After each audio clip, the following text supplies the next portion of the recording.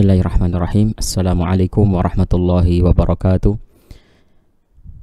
Alhamdulillah, wassalatu wassalamu ala rasulillah wa ala alihi wa sahbihi wa mawalah.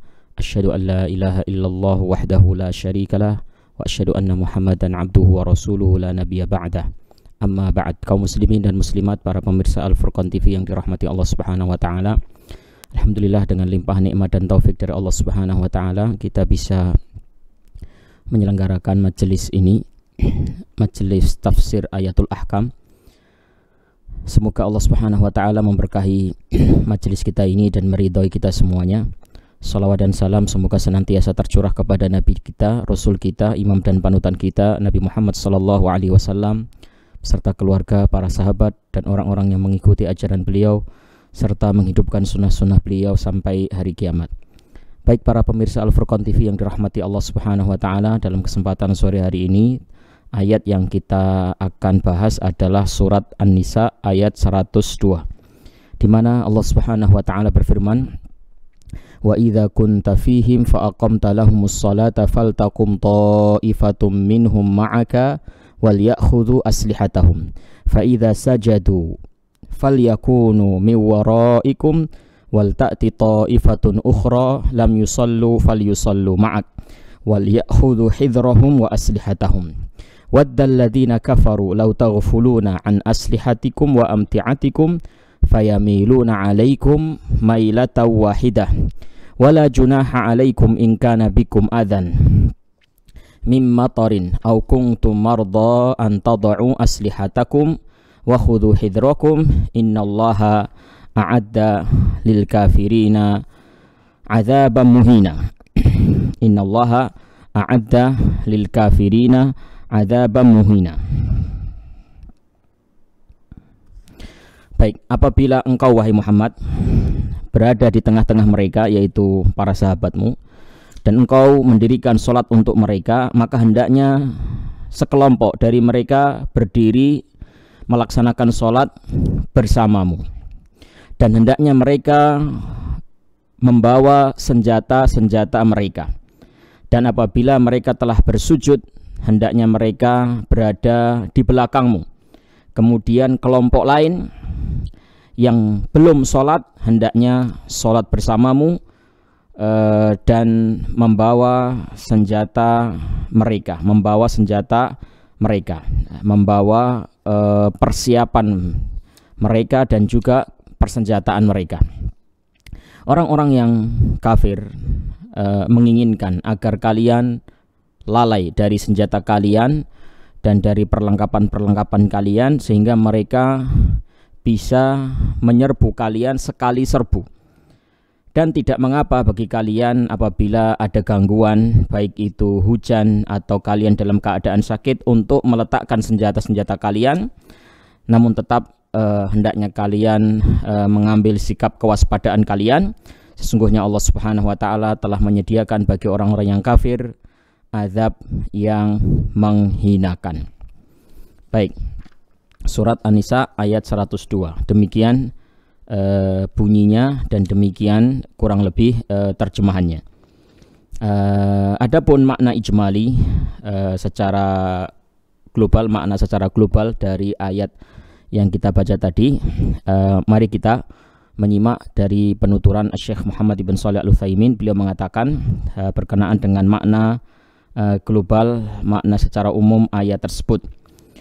Yurshidullahu ta'ala nabiyahu idza kana fi ashabihi halal qital fa arada ayyusalliya bihim imaman an yakunu ta'ifatan tusalli ma'an nabi sallallahu alaihi wasallam hamilina aslihatahum liyudafi'u biha in hajamal aduwwu alaihim wa ta'ifatan amamal aduwi tahrusu. Ya, Allah Subhanahu wa taala di dalam ayat tadi memberikan bimbingan, memberikan arahan kepada nabinya sallallahu alaihi wasallam, yaitu apabila beliau sallallahu alaihi wasallam sedang berada di tengah-tengah sahabat, di tengah-tengah para sahabat dalam kondisi perang, dan beliau ingin sholat mengimami mereka, hendaknya beliau membagi jamaah menjadi dua kelompok. Kelompok yang pertama, sholat bersama Nabi Shallallahu Alaihi Wasallam sambil membawa senjata. Sholat sambil membawa senjata. Untuk apa? Untuk berjaga-jaga, membela diri, melindungi diri. Barangkali di tengah-tengah sholat itu ada serangan musuh. Itu kelompok yang pertama ya. Kelompok yang pertama. Adapun kelompok yang kedua, wa ta'ifatun amamal adu tahrusu. Dan kelompok yang kedua, dia bersiap-siap menghadap posisi atau arah yang dimungkinkan sekali datangnya musuh, ya, menjaga saudara-saudara mereka yang sedang melaksanakan sholat. Ya, seperti itu. Jadi ada dua kelompok. Nabi diperintahkan untuk membagi jamaah sholat menjadi dua kelompok. Kelompok pertama sholat bersama Nabi, ya, dengan membawa senjata. Ya. Kelompok yang kedua belum mulai sholat, mereka berjaga-jaga. Ya, sebenarnya dua kelompok ini semuanya berjaga-jaga, waspada semuanya. Ya, cuma ada yang sholat, ada yang belum mulai sholat. Yang sholat maupun yang belum mulai sholat semuanya tetap berjaga-jaga. Jadi mereka yang sholat membawa senjata, nah kemudian yang tidak sholat mereka menjaga. Ya, tentunya penjagaan mereka yang belum sholat ini lebih fokus daripada mereka yang sedang sholat. Tapi dua-duanya tetap berjaga-jaga dan membawa senjata. Baik, faida atammati at-ta'ifatu al-ula salataha insarafu ila makanit ta'ifatil ula lil hirasah. Kalau kelompok yang pertama yang tadinya sholat bersama Nabi Shallallahu Alaihi Wasallam sudah selesai satu rakaat, maka hendaknya mereka menduduki posisi kelompok yang tadinya berjaga. Tsumma ta'ti ta'ifatul ula litusalli ma'an nabi ma baqiya min sholatihi. Ya. Kemudian kelompok yang pertama tadi itu sholat, yang tadi sholat bersama Nabi, itu menyempurnakan sholatnya sendiri.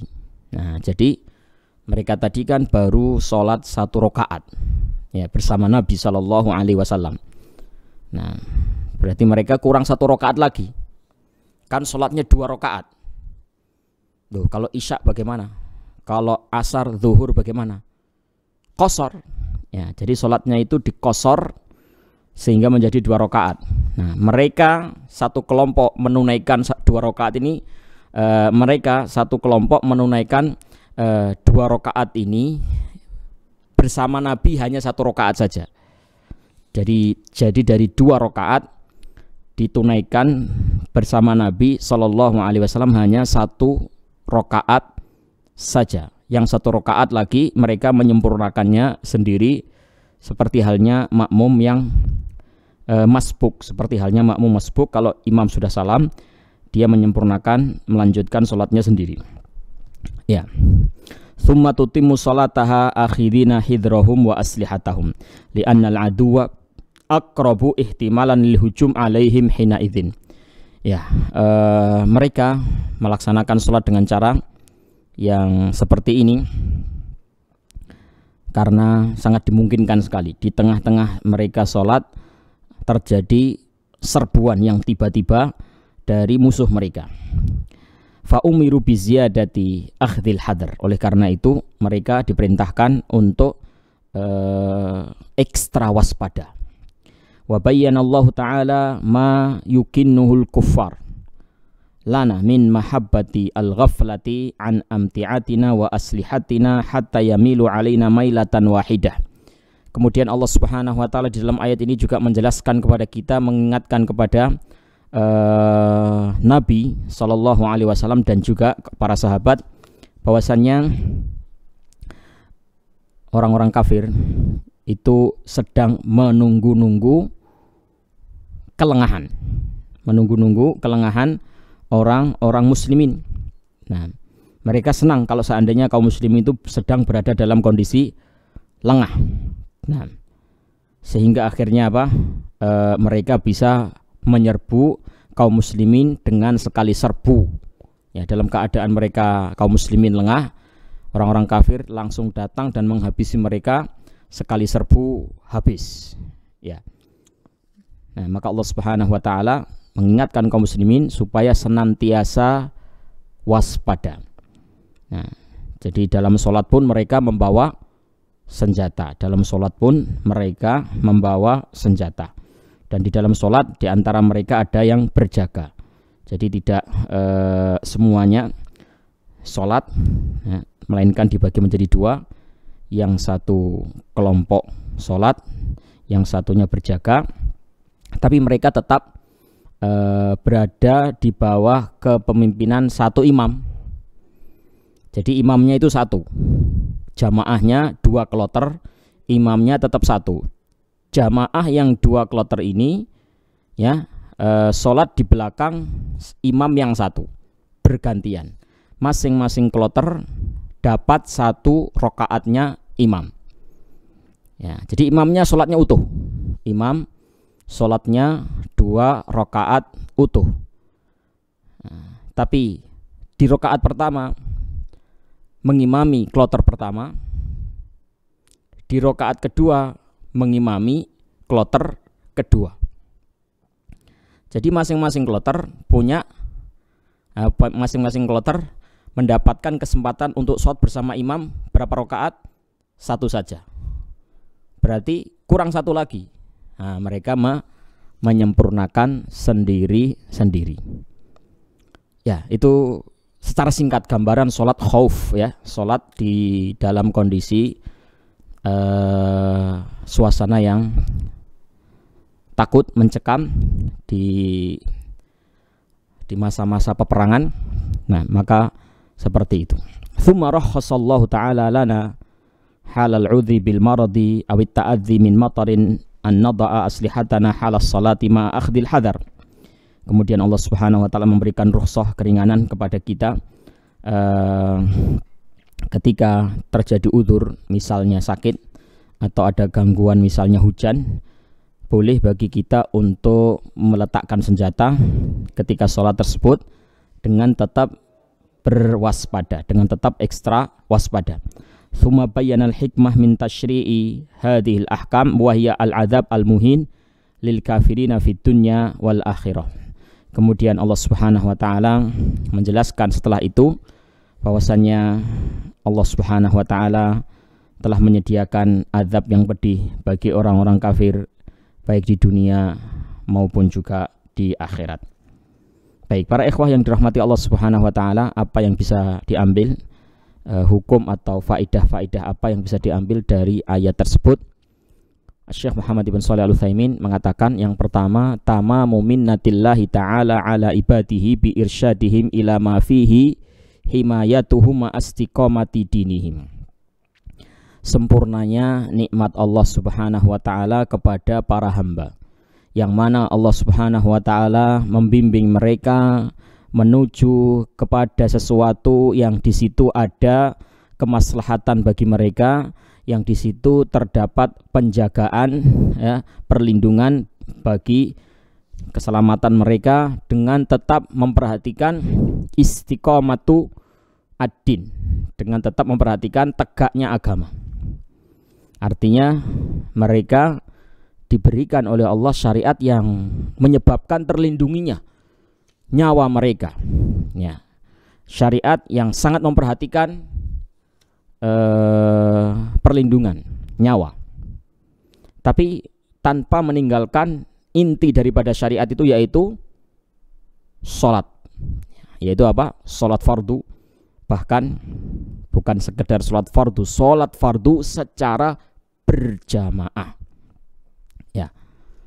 Jadi mereka tetap sholat berjamaah dalam kondisi di tengah-tengah kemungkinan adanya serangan musuh, dalam kondisi yang genting, dalam kondisi yang musuh siap menyerbu kapan saja, mereka tetap diperintahkan untuk sholat secara berjamaah. Tetap diperintahkan sholat secara berjamaah, tapi caranya sedikit berbeda dengan sholat pada umumnya, ya, sholat pada umumnya.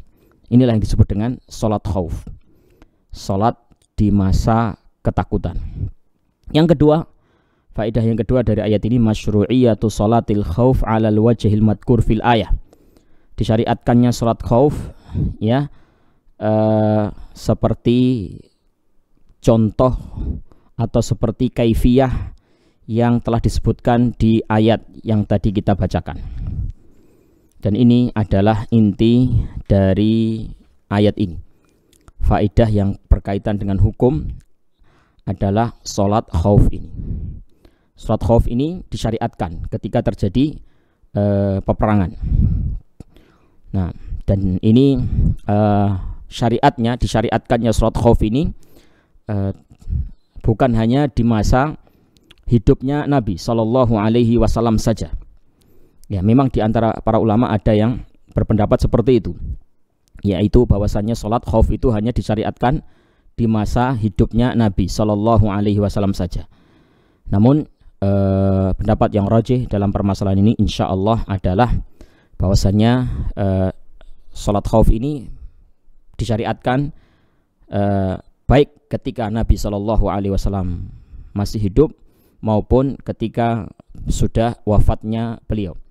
Hal ini dipertegas oleh adanya athar, ya, yang menunjukkan bahwasannya para sahabat radhiyallahu taala anhum di masa meninggalnya Nabi, di masa setelah meninggalnya Nabi Shallallahu Alaihi Wasallam, mereka tetap menjalankan sholat khauf ini. Ketika dalam kondisi perang, yakni mereka tetap menjalankan sholat khauf. Itu sudah bukan pada zaman Nabi, jadi zaman setelah Nabi sudah wafat. Nah, baik. Wujub sholatil jamaah hadaron wa safaron fi halil khauf wal amni. Wajibnya sholat berjamaah baik ketika orang itu sedang safar maupun dalam keadaan mukim. Nah, baik dalam keadaan takut maupun dalam keadaan aman. Ya. Ini tentunya adalah permasalahan yang diperselisihkan oleh para ulama tentang hukum sholat berjamaah. Ya, sholat berjamaah itu wajib atau sunnah muakkadah atau fardu kifayah atau fardu ain. Nah, atau bagaimana? Nah, para ulama berbeda pendapat. Ya, di antara mereka ada yang mengatakan fardu ain. Di antara mereka ada yang mengatakan sholat berjamaah itu hukumnya adalah fardu ain, bukan fardu kifayah, bukan sunnah muakkadah saja, fardu ain. Nah, mereka yang mengatakan demikian berdalil dengan ayat ini. Bagaimana sisi pendalilannya? Rasulullah Shallallahu Alaihi Wasallam diperintahkan untuk memimpin sholat berjamaah dalam kondisi takut dan dalam kondisi safar. Jadi konteks ayat ini itu sedang berbicara tentang perang. Jadi di situ ada dua kondisi yang bergabung jadi satu, berkumpul jadi satu, yaitu kondisi perang dan kondisi safar. Jadi ketika beliau safar peperangan, ya, safar peperangan, itu diperintahkan untuk sholat berjamaah, memimpin para sahabat radhiyallahu taala anhum untuk sholat berjamaah. Padahal kita tahu sendiri kondisinya apa? Safar. Kondisinya apa? Sedang dalam kondisi takut. Musuh sewaktu-waktu bisa saja menyerbu mereka. Wa idza kunta fihim fa aqamta lahumus sholata faltakum ta'ifatun minhum ma'aka. Apabila engkau berada di tengah-tengah para sahabatmu dalam kondisi perang, maka hendaknya sebagian dari mereka sholat bersamamu sambil membawa senjata mereka. Jamaah berarti sholat bersamamu, berarti sholat bareng-bareng bersama-sama dalam kondisi perang. Kalau dalam kondisi perang, dalam kondisi takut, Rasulullah masih diperintahkan untuk sholat berjamaah. Maka dalam kondisi aman, dalam kondisi mukim, lebih layak lagi untuk ditekankan. Nah, jelas pendalilan para ulama tersebut. Nah, jadi seperti itu para ikhwah ya, para jamaah sekalian yang dirahmati Allah Subhanahu wa taala. Adapun saya ingin mengatakan bahwasanya terlepas dari perbedaan pendapat di kalangan para ulama tentang sholat berjamaah, apakah itu wajib ain atau wajib kifayah atau sunnah muakkadah, yang jelas kita tidak boleh menganggap sholat berjamaah itu enteng, tidak boleh mengentengkan sholat berjamaah ya. Apapun pendapat para ulama ya, apapun perbedaan pendapat yang terjadi kalangan para ulama, hendaknya seorang muslim tetap perhatian terhadap sholat berjamaah dan sebisa mungkin untuk tidak meninggalkannya selama tidak ada uzur, selama dirinya masih mampu ya, maka hendaknya dia sholat berjamaah. Sebab Rasulullah Shallallahu Alaihi Wasallam saja di masa-masa peperangan, masa-masa yang menakutkan, beliau masih diperintahkan untuk sholat berjamaah. Ya, demikian juga saudara-saudara yang mungkin sedang safar. Ya, sebagian kita menganggap kalau sedang safar itu maka boleh untuk tidak sholat berjamaah. Ya, maka hendaknya ini juga diperhatikan ya. Ya, Rasulullah ini juga dalam keadaan safar, safar perang. Jadi safar plus kondisi takut. Kalau safar-safar kita rata-rata safar tenang, ya, safar tidak dalam kondisi takut. Nah, kalau beliau safar dalam kondisi perang, safar yang menakutkan, itu saja beliau diperintahkan untuk sholat berjamaah. Nah, maka kita dalam safar-safar kita, safar-safar yang tenang, bukan safar-safar yang menakutkan, hendaknya juga tidak meninggalkan sholat berjamaah. Ya, apalagi kalau safarnya itu adalah safar nazil, ya, safar nazil, safar singgah. Ada kalanya orang safar itu sedang dhuhris sair, ya, dhuhrus sair itu sedang berada di atas kendaraan, sedang jalan begitu ya. Nah, ada lagi safar nazil. Nazil itu sudah sampai negeri yang dituju, tempat yang dia tuju, kemudian dia sewa perumahan di situ, sewa penginapan begitu ya, hotel atau apa begitu ya. Nah, itu namanya nazil, sudah singgah. Jadi sudah sampai pada tempat yang dituju, kemudian dia singgah. Nah, di tempat singgahnya itu mungkin ada masjid yang dikumandangkan azan dan dilaksanakan sholat berjamaah. Nah, maka hendaknya dia ikut berjamaah. Hendaknya dia ikut berjamaah. Nah, sebagian mereka ada yang mengatakan, tidak usah ikut berjamaah. Nah, dengan alasan boleh jamak, boleh qashar. Nah, kalau nanti jamak qashar, ikut berjamaah kan nggak bisa. Nah, karena orang berjamaah, imamnya mukim, itu kan nggak boleh qashar. Akhirnya mereka memilih untuk tidak berjamaah demi bisa mengqashar sholat. Nah, ini perlu kita cermati. Nah, para ulama memang menyebutkan bahwasannya syarat untuk bisa mengqashar bagi musafir itu tidak sedang berimam ya di belakang imam yang mukim. Jadi kalau imamnya mukim, dia musafir, dia nggak bisa qashar. Nah, terus akhirnya muncul permasalahan. Mau qashar tapi tidak bisa berjamaah karena imamnya mukim. Mau berjamaah tapi tidak bisa qashar. Nah, pilih mana? Kalau kita melihat kepada ayat ini, wallahu a'lam, saya secara pribadi cenderung untuk tetap melaksanakan sholat berjamaah. Jadi sholat berjamaah di waktu safar itu sama hukumnya dengan sholat berjamaah di waktu mukim. Ya, jika memang Anda menganggap misalnya sholat berjamaah di waktu mukim itu adalah sunnah muakkadah atau bahkan fardu ain, maka sama hukumnya ketika safar pun seperti itu. Artinya ketika Anda sudah singgah, ya ketika safar itu Anda sudah menemukan tempat penginapan, sudah singgah dan di dekat penginapan Anda ada masjid dilaksanakan sholat berjamaah, Anda pilih sholat berjamaah. Walaupun dengan sholat berjamaah bersama orang-orang mukim, Anda tidak bisa lagi qashar. Nggak apa-apa, Anda tidak bisa qashar demi untuk mengejar jamaah daripada Anda mengedepankan qashar yang membuat Anda tidak bisa berjamaah. Kecuali kalau Anda safarnya bareng-bareng, safarnya berjamaah, maka Anda bisa qashar dengan berjamaah juga. Nah, ini tidak ada masalah. Qashar bisa dilakukan, jamaah pun bisa dilakukan. Itu yang terjadi pada zaman Nabi. Beliau kalau safar itu ya rombongan. Jadi ketika mau mengqashar ya qashar jamaah. Tapi kalau safar-safar zaman sekarang banyak orang safar sendiri. Ya. Jadi dia kalau seandainya mengqashar sendiri, tidak berjamaah. Kalau dia berjamaah, dia akan berjamaah dengan imam yang mukim sehingga dia tidak bisa mengqashar.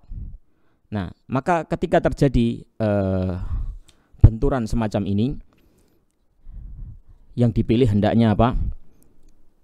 Jamaahnya. Ya, hendaknya Anda tetap berjamaah meskipun dengan jamaah itu Anda tidak bisa mengqashar. Ya, berdasarkan ayat yang kita baca barusan tadi. Kalau Anda memilih qashar bagaimana? Anda musafir. Karena musafir, ya Anda menganggap diri Anda boleh qashar. Tapi dengan Anda qashar, Anda tidak bisa berjamaah. Karena jamaah Anda jamaah orang mukim, Anda musafir. Nah, masjid samping tempat Anda menginap itu adalah orang-orang mukim. Anda tidak bisa jamaah dan qashar. Bisa jadi Anda qashar tanpa jamaah atau jamaah qashar. Kemudian Anda milih qashar. Anda milih qashar. Bagaimana hukumnya? Ya, sah. Kalau Anda memilih untuk qashar, sah. Karena memang Anda musafir. Tapi Anda telah meninggalkan sholat berjamaah, maka ya sama hukumnya dengan Anda ketika mukim meninggalkan jamaah. Ketika Anda mukim, terus ada jamaah didirikan, terus Anda tidak mengikutinya, nah seperti apa hukumnya? Ya, hukumnya rugi. Ya, tergantung siapa yang merojihkan. Ya, bagi yang merojihkan itu adalah fardu ain, ya berarti dia berdosa. Bagi yang mengatakan itu adalah sholat berjamaah itu adalah sunnah muakkadah, berarti dia rugi besar.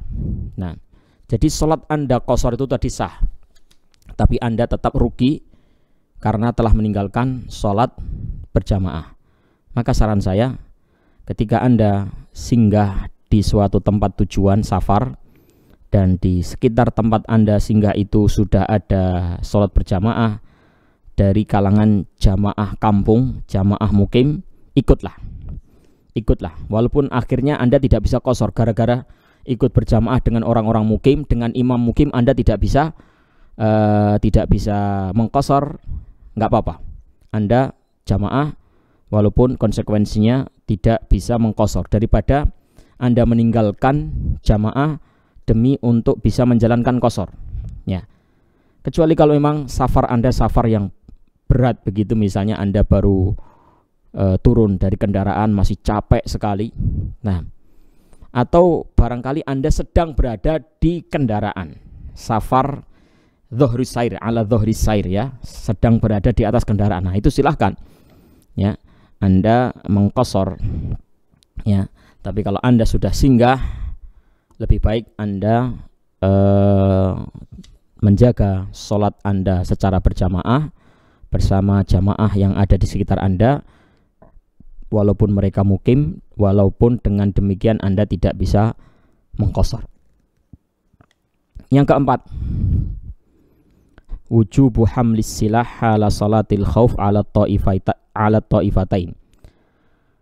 Wajibnya membawa senjata ketika sholat khauf, ya, bagi dua kelompok yang sedang sholat maupun kelompok yang sedang berjaga-jaga. Yang kelima, wujubu akhdil hadar aidan ala ta'ifati tsaniyah, wajibnya waspada untuk kelompok yang kedua. Ya, jadi kelompok yang sedang sholat dan kelompok yang sedang berjaga-jaga semuanya wajib untuk waspada. Jawazu wad'is silah lil udri awit ta'adzi ma'a wujubi ahdil hadar hina idzin. Bolehnya meletakkan senjata ketika terjadi udzur atau terjadi gangguan dengan tetap memperhatikan perintah Allah, yaitu tetap waspada, ekstra hati-hati. Bayanu ma yukinnuhul kuffar lil mu'minin min mahabbati ghaflatihim an masalihihim hatta yaqdu alaihim. Penjelasan tentang apa yang disembunyikan oleh orang-orang kafir di dalam hati mereka, bahwasanya mereka sangat ingin orang-orang mukmin itu lalai. Dan dengan mereka lalai itu, mereka kaum kafirin bisa menyerbu mereka dengan mudah. Syiddatu hunkil kuffar alal mu'minin wa adawatihim lahum. Yakni besarnya upaya kaum kafir untuk menghancurkan kaum mukminin, untuk menyerbu kaum mukminin di dalam peperangan-peperangan yang dulu terjadi di zaman Nabi sallallahu alaihi wasallam. Anna 'alal mu'minin an ya'tabiru bima yukinnuhu a'da'uhumul kuffar min mawaddatil qada' 'alaihim fala yaqtarru bihim. Yani hendaknya kaum mukminin senantiasa waspada, senantiasa waspada dan mengetahui dari apa yang Allah Subhanahu wa taala sampaikan di dalam ayat ini, bahwasanya orang-orang kafir itu menunggu-nunggu kondisi kaum mukminin lalai. Kondisi kaum mukminin lalai sehingga mudah sekali untuk diserbu. Wa'idul kuffar bima a'addahu Allahu lahum minal adabil muhin fid dunya wal akhirah. Ancaman untuk orang-orang kafir dari Allah Subhanahu wa taala, yaitu Allah Subhanahu wa taala menyediakan bagi mereka azab di dunia dan juga di akhirat, azab yang menghinakan. Baik, kaum muslimin yang dirahmati Allah Subhanahu wa taala, mungkin di hari-hari ini, di kondisi-kondisi kita yang aman seperti ini, kita tidak pernah menjalankan sholat khauf. Saya sendiri juga nggak pernah menjalankan sholat khauf semenjak dari lahir sampai sekarang. Alhamdulillah kita dalam kondisi aman. Namun meskipun praktek sholat khauf ini tidak pernah kita lakukan, tetap kita bisa mengambil faidah yang besar dari ayat ini. Ini yang sering saya sampaikan di kelas-kelas, di pelajaran-pelajaran di santri-santri pondok. Walaupun surat An-Nisa ayat 102 surat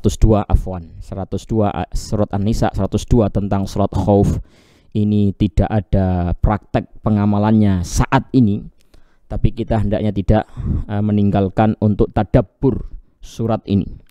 Kita tidak meninggalkan untuk tadabbur surat ini.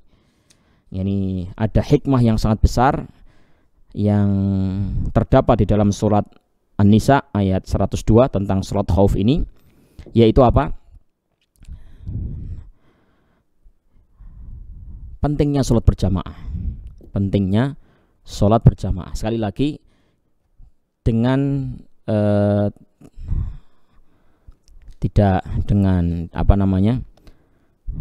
tanpa melihat perbedaan yang ada di kalangan para ulama, entah itu fardu ain, entah itu fardu kifayah, entah itu sunnah muakkadah, yang jelas Rasulullah itu tetap diperintah oleh Allah untuk sholat berjamaah ketika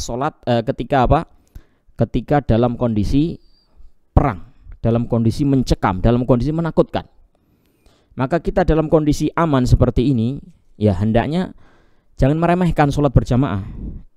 Entah Anda mengambil pendapat sunnah muakkadah atau fardu kifayah, atau fardu ain, itu urusan pribadi-pribadi kita, pribadi Anda, itu tergantung Anda mengikuti pendapat imam siapa. Tapi yang jelas Nabi kita Muhammad SAW tidak meremehkan, tidak menggampangkan sholat berjamaah. Dalam kondisi perang sekalipun beliau tetap melaksanakan sholat berjamaah. Maka kita dalam kondisi aman lebih pantas lagi untuk mengedepankan sholat berjamaah, untuk menjaga sholat berjamaah. Kemudian yang berikutnya para ikhwah, di sini juga imamnya satu, walaupun kloternya dua. Ya, kloternya ada dua, tapi imamnya tetap satu. Padahal kalau kita ya pikir-pikir sendiri, ya pakai pikiran kita sendiri ya, kenapa kok nggak dibagi dua kloter dengan dua imam? Mungkin lebih gampang menurut kita. Misalnya, kloter pertama dipimpin oleh Nabi Muhammad SAW. Kloter yang kedua misalnya dipimpin oleh Abu Bakar As-Siddiq radhiyallahu anhu. Jadi ada dua kloter. Ketika kloter pertama yang dipimpin oleh imam Nabi kita Muhammad SAW sholat, kloter kedua ya mereka menjaga dengan penuh perhatian, sementara yang sedang sholat, kloter pertama yang sedang sholat ini bisa fokus sholat, jadi tidak perlu memperhatikan teman-teman yang sedang berjaga, tidak perlu khawatir dengan serangan musuh, karena kalaupun ada musuh yang tiba-tiba menyerang, sudah ada mereka yang berjaga-jaga. Nah, kemudian ketika sudah selesai kloter pertama, ganti kloter kedua, sholat dipimpin oleh imam kedua, misalnya Abu Bakar As-Siddiq radhiyallahu ta'ala anhu yang memimpin. Nah, kloter yang pertama yang sudah selesai sholat bisa fokus untuk berjaga-jaga, sepenuhnya perhatian terhadap masalah penjagaan tersebut. Nah, mungkin kalau kita pikir-pikir sendiri, kayaknya enak begitu. Tapi ternyata itu tidak dipilih oleh syariat. Yang dipilih oleh syariat, imamnya tetap satu, kloternya dua. Masing-masing kloter mendapatkan satu rakaat imam. Nah, ini menunjukkan apa Bapak dan Ibu yang dimuliakan Allah Subhanahu wa taala? Menunjukkan pentingnya kesatuan kelompok tersebut, di mana mereka benar-benar di bawah kepemimpinan satu pemimpin. Ya, jadi yang dipilih oleh syariat bukan dua kloter dengan dua imam, tapi dua kloter dengan satu imam. Oleh karena itu jangan terlalu gampang membuat dua imam atau dua kloter dalam satu jamaah, dalam satu masjid, ya, misalnya kita memiliki masjid, kemudian ada dalam satu kali sholat dilaksanakan sholat berjamaah berkali-kali. Nah, ini kalau bisa kita hindari, kecuali kalau memang masjidnya masjid ampiran, masjid terminal, masjid bandara, ya, masjid rest area. Nah, itu lain lagi. Tapi kalau masjid kampung, yakni jamaahnya adalah orang-orang mukim, ya hendaknya sholat berjamaah itu dilakukan satu kali di bawah kepemimpinan satu imam. Nah, karena Rasulullah SAW dalam kondisi perang pun ya melaksanakan sholat berjamaah walaupun kloternya dua, tapi imamnya tetap satu. Nah, jadi padahal yang lebih mudah itu dibuat dua kloter dengan dua imam. Nah, ketika ada yang lebih mudah, ya, tapi ternyata itu tidak dipilih, yang dipilih justru sesuatu yang terkesan mungkin agak susah, dua kloter dengan satu imam. Nah, maka itu menunjukkan pentingnya hal tersebut. Sekali lagi, ada sesuatu yang mudah, tapi yang mudah itu tidak ditempuh. Justru ditempuh sesuatu yang mungkin agak susah, terkesan agak ribet. Nah, sholat khauf rinciannya kan seperti itu, agak susah ya. Nah, jadi maju mundur, yang pertama maju, yang kedua di belakang, kemudian nanti gantian. Nah, imamnya tetap satu. Jadi masing-masing kloter kurang satu rakaat, nanti menyempurnakan sendiri-sendiri. Itu mungkin agak susah. Nah, tapi justru itu yang dipilih oleh syariat. Ini pertanda bahwasannya itu adalah sesuatu hal yang sangat ditekankan. Ini ada sesuatu yang mudah, Nah, tapi tidak ditempuh oleh syariat, syariat malah menempuh sesuatu yang sepertinya agak ribet, itu pertanda bahwasanya di situ ada maslahat. Dan maslahat yang sangat nampak sekali kita lihat di situ adalah kesatuan jamaah. Maka hendaknya kita perhatian terhadap sholat berjamaah dan terhadap kesatuan yakni jamaah. Sebisa mungkin dalam satu masjid tidak membuat jamaah berulang-ulang, ya, jamaah tandingan misalnya, setelah jamaah inti ada jamaah lagi, kecuali kalau memang mendesak sekali, ini seorang benar-benar masbuk, nah, atau masjid itu adalah masjid ampiran, masjid safar misalnya. Baik para ikhwah yang dirahmati Allah Subhanahu wa taala, barangkali ini yang bisa kita bahas dalam kesempatan sore hari ini. Semoga menjadi ilmu yang bermanfaat. Wassallallahu wassalamu ala nabiyina Muhammad wa ala alihi wa sahbihi ajma'in walhamdulillahi rabbil alamin. Wassalamualaikum warahmatullahi wabarakatuh.